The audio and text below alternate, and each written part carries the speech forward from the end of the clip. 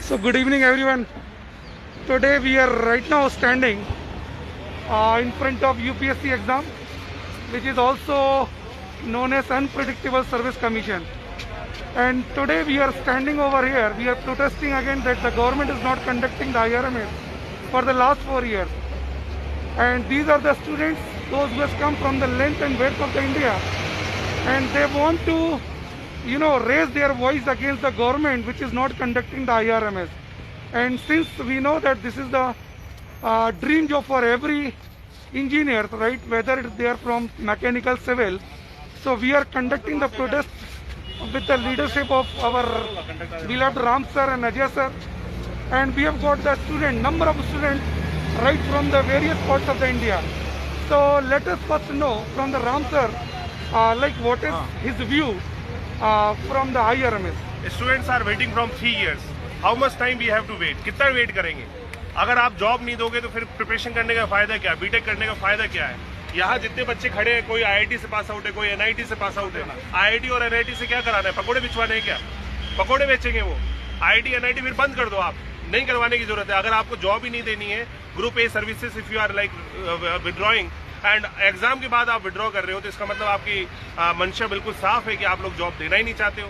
NIT IIT से BTech करके करेगा क्या बच्चा, जब आप एक तरफ से जॉब ही नहीं दे रहे? ये बीटेक का जो 4 साल में पैसा खर्च हुआ है, सब कुछ हुआ है, और उसके बाद पकोड़े बेचेंगे हम यहाँ पर। तो हम पकोड़े बेच रहे हैं यूपीएससी पे, आप भी आ जाइए, खरीदना है तो खरीद लीजिए। कंडक्ट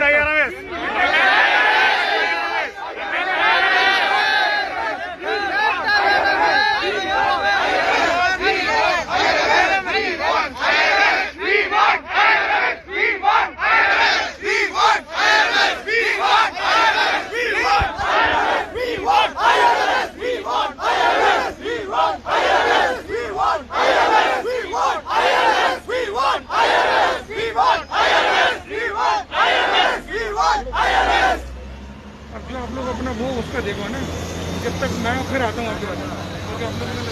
अपने फ्लैक्स बनाए वो ले लेते हैं, वो जो फ्लैक्स बना रहे हैं पकौड़े वाले वो ले आते, पेटीज लगा लो।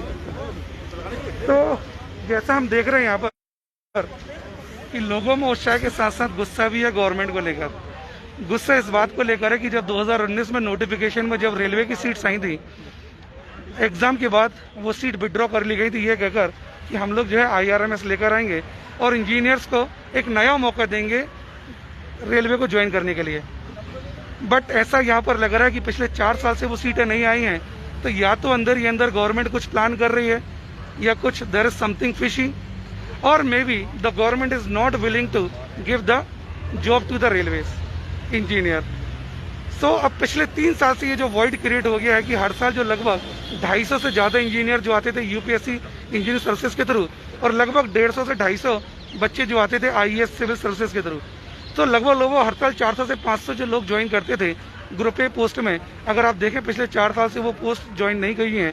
सो लगभग 1.5 से 2,000 बच्चे जिनका भविष्य जो था, जो इंजीनियरिंग करते हैं ये सोचकर कि भविष्य में जाकर वो रेलवे, जो कि सबसे बड़ा संस्थान है इंडिया का, जो सबसे ज़्यादा एम्प्लॉयमेंट देता है आफ्टर आर्मी, और अगर वहाँ पर अगर ये बच्चे नहीं जा पा रहे हैं, तो आप समझ सकते हैं कि I think they have been felt cheated for the last 4 year.